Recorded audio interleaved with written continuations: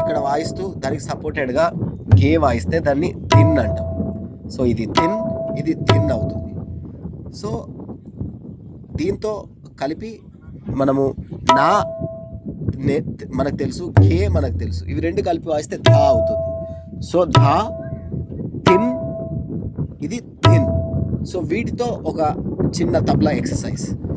ధా ధా T ధ ధా ధా thin నా ధా ధా T ధ ధా ధా thin నా.